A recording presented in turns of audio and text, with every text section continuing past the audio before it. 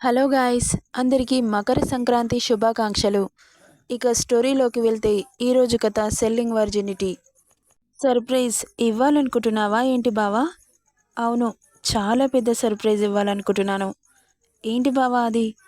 Surprise ఎవరైనా చెబుతారా అంటుంటే అవును అని తెగ సిగ్గుపడిపోతూ బుగ్గలను చెర్రీలు చేసుకుంది.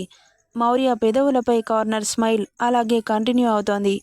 ఇక డ్రీమ్స్లో తేలిపోతున్న పాపకి సడన్గా కార్కి ఏదో బలంగా తాకింది.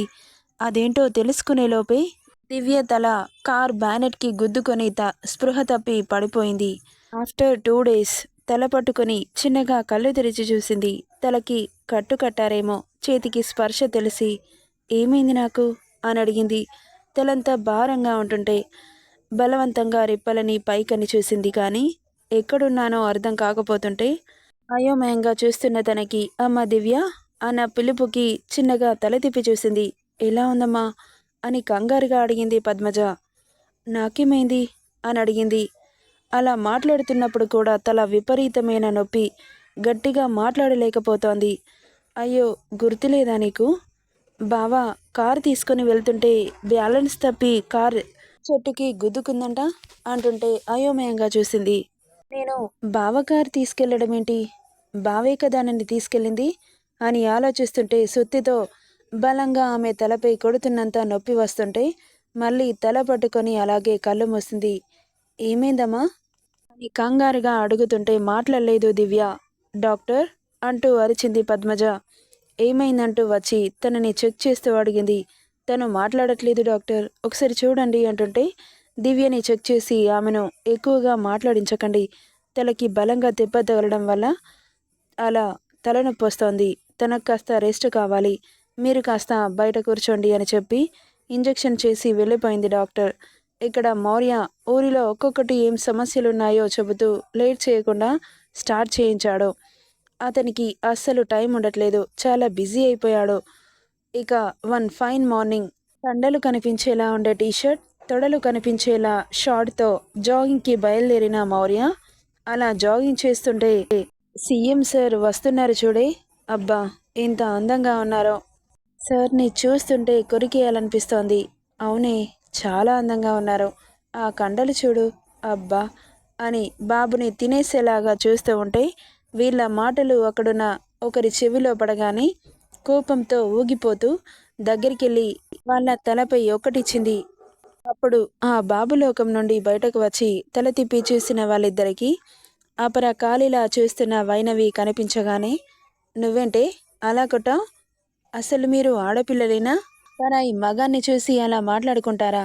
కొంచెం కూడా సిగ్గులేదా? సిగ్గెందుకు? సార్ బావుంటారు, అందుకే చూస్తున్నాం. నీకు కూడా చూడాలనిపిస్తే నువ్వు చూడు, మమ్మల్నెందుకు ఆపుతున్నావు? అయినా మేము చూస్తే నీకేంటి? రావే, మనం సార్ దగ్గరికి వెళ్దాం. కనీసం ఒక్కసారైనా సార్తో మాట్లాడాలి. ఇప్పుడు ఖాళీగానే ఉన్నారుగా, అలా సార్తో జాగింగ్ చేసుకుంటూ మాట్లాడదామంటూ దగ్గరికెళ్లారు. సార్ అంటూ పిలిచారు. వినిపించలేదు అతనికి. చెవిలో బ్లూటూత్ ఉంది. సాంగ్స్ వింటూ జాగింగ్ చేస్తున్నాడు. సార్ అని గట్టిగా అరిచారు ఇద్దరు. లీలగా వినిపించిన మాటలకి తిప్పి చూశాడు మౌర్య. హాయ్ సార్ అని క్లోజప్ యాడ్లా పళ్ళు బయట పెట్టారు ఇద్దరు. ముందు కాస్త విసుగ్గా అనిపించినా కాస్త హెడ్ పక్కకు తిప్పి చూస్తే ఎదురుగా వైనవి కనిపించింది. ఏం మాట్లాడుతున్నారో అని తొంగి తొంగి చూస్తోంది. ఆమె అలా చూస్తుంటే అతని పెదవులపై సన్నటి స్కార్ఫ్ అలా వచ్చి వెళ్ళింది. హాయ్ బేబీస్ అన్నాడు. పాపలు అతను అలా అనగానే గాలిలో విహరిస్తూ పైకి లేచిపోయారు. హలో, మిమ్మల్నే అంటుంటే అప్పుడు భూమి మీదకి వచ్చి హాయ్ సార్, మీరు చాలా హ్యాండ్సమ్గా ఉన్నారు. థ్యాంక్ యూ, మీరు కూడా చాలా అందంగా ఉన్నారు అని నవ్వుతూ మాట్లాడుతుంటే ఫస్ట్ టైం మౌర్య ఫేస్లో ఆ నవ్వు, అందులో ఆడపిల్లలతో మాట్లాడడం, అందులో అంత స్వీట్గా మాట్లాడడం, కనీసం ఆమెతో అయినా అంత స్వీట్గా మాట్లాడాడో లేదో అని ఉడికిపోతోంది, కాలిపోతోంది ఆమెకి. మీకు ఏదైనా కాలిన వాసన వస్తోందా అన్నాడు వైనవిని ఓరకంట చూస్తూ. అవును సార్, ఎక్కడో వస్తున్నట్లు అనిపిస్తోంది అన్నారు. ఇంతకుముందు వైనవి వాళ్ళిద్దరినీ ఆపింది కదా, అది గుర్తొచ్చి. వెరీ ఇంటెలిజెంట్ ఫెలోస్ అన్నాడు వాళ్ళిద్దరిని చూసి. థ్యాంక్ యూ సార్, మీరలా పొగుడుతుంటే మాకు చాలా ఇబ్బందిగా ఉంది. ఇవి పొగడతలు కావు, నిజాలు అంటూ నవ్వుతూ మాట్లాడుకుంటుంటే, ఏయ్, మీకేమైనా పిచ్చా? ఇప్పుడు అబ్బాయిలను చూడనట్లుగా అలా సొల్లు కార్చుకుంటూ మాట్లాడుతున్నారు. ఇంత కరువులో ఉన్నారే, పోండి కన్నుండి. ఏంటి నీ బాధ? మేము సార్తో మాట్లాడుతుంటే నువ్వెందుకు అంత జెలస్ ఫీల్ అవుతున్నావు? మా ఇష్టం, మేము సొల్లు కార్చుకుంటాం, ఇంకేదైనా చేస్తాం. మధ్యలో నీకేంటంట? ఎందుకంత కోపం వస్తోంది నీకు? కావాలంటే నువ్వు కూడా సార్తో మాట్లాడు, మేమేమైనా వద్దంటున్నామా అంటుంటే, మీ పేరేంటి బ్యూటీస్ అన్నాడు తల తిప్పి అతన్ని కొరకొర చూస్తోంది. నా పేరు స్వప్న సార్, నా పేరు సంధ్య సార్. హో, నైస్ నేమ్స్ అంటుంటే కాల్ చేసేలాగా చూస్తూ, మీరు సీఎం కదా, మీకేం పని పాట లేదా? వీళ్ళతో కబుర్లు చెబుతూ కూర్చున్నారు. అవును, ఇందాకటి నుండి తెగ ఉడిగిపోతోంది. హుయిషి అని అడుగుతుంటే అతన్ని చివాలన చూసి పటపట పళ్ళు కొరుకుతూ, మీరు మాట్లాడుకోండి, పోట్లాడుకోండి, నాకేంటి నొప్పి, ఏమైనా చావండి, పోండి అంటూ వాళ్ళని నెట్టేసి అక్క నుండి వెళ్ళిపోయింది వైనవి. వెళ్ళిన తనని చూస్తూ నవ్వుకుంటూ, తను మా ఫ్రెండ్ సార్, చాలా మంచిది, మా గురించి బాగా ఆలోచిస్తుంది. మేడం గారు ఊర్లో వాళ్ళందరి గురించి ఆలోచిస్తారు, ఒక్క నా గురించి తప్ప అని గునుక్కుంటూ, ఓకే బాయ్ గాయ్స్ అని చెప్పి అక్క నుండి వెళ్ళిపోయాడు. ఇక వాళ్ళు కూడా నవ్వుకుంటూ, సో స్వీట్ సీఎం గారు అనుకుంటూ అక్క నుండి వెళ్ళిపోయారు. ఇక అలా వెళ్తున్న మౌర్య రెక్కపట్టి పక్కకు లాగింది. ఎవరు లాగారా అని తల తిప్పి చూసిన తనకి వైనవి కనిపించడంతో తనకి నవ్వొస్తున్నా ఆపుకుంటూ, ఏంటి అన్నాడు కాస్త కోపం నటిస్తూ. మీరేంటి, ఊర్లో ఆడపిల్లలు కనిపిస్తే చాలు అలా మీద పడిపోతున్నారు? నా ఇష్టం, నీ మీద పడితే నువ్వు దూరం కొడుతున్నావు కదా, మరేం చేయను, ఎలాగో ఒప్పుకోవట్లేదుగా, నేనే వేరే వాళ్ళని ట్రై చేసుకుంటున్నాను. లేకపోతే నీకోసం ఎదురు చూసి నా యవ్వనాన్ని వేస్ట్ చేసుకోనా చెప్పు అంటుంటే గుడ్లు పెద్దవి చేసి, ఏంటి, వేరే వాళ్ళని వెతుక్కుంటున్నారా? అవును, నీకెలాగో నాతో ఉండడం ఇష్టం లేనప్పుడు నువ్వు ఎవరిని వెతుక్కుంటే నీకేంటి, నువ్వు వస్తావా చెప్పు, నిన్ను తీసుకొని వెళ్ళిపోతాను అంటుంటే, నేను రాను. అందుకే మరి నేను వేరే వాళ్ళని వెతుక్కుంటున్నాను.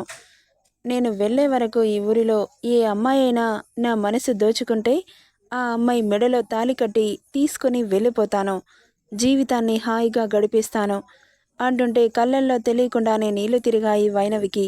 అవి గమనించిన మౌర్య ఆమె నడుం చుట్టూ చేయి వేసి దగ్గరికి లాక్కొని, ఇంత ప్రేమ పెట్టుకొని ఎందుకే నటిస్తున్నావు?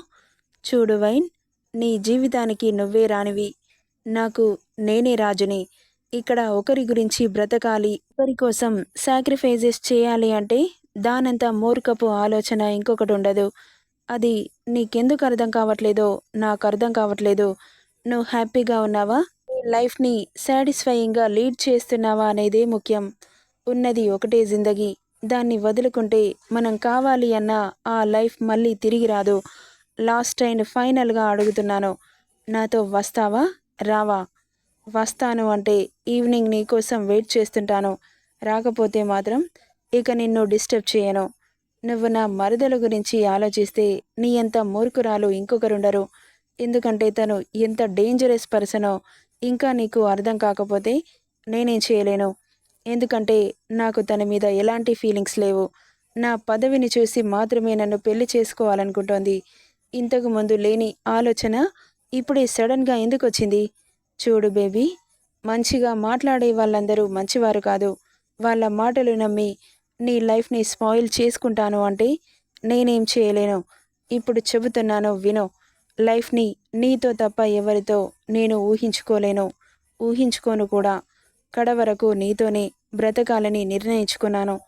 నేను ఓపికతో నీ మనసు మార్చాలని వచ్చాను, కానీ ఇంత మూర్ఖంగా బిహేవ్ చేస్తుంటే కోపం వస్తోంది నాకు. ఎందుకంటే నేనొక పెద్ద సీఎం పదవిలో ఉన్నాను. నా పదవిని వదులుకొని నీకోసం వచ్చాను. అయినా నీ మనసు కరగకపోతే నీ ఇష్టం. ఈవినింగ్ నీకోసం వెయిట్ చేస్తాను.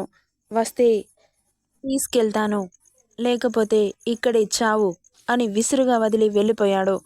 వెళ్తున్న మౌర్యని కన్నీళ్లతో చూస్తూ అలాగే ఉండిపోయింది.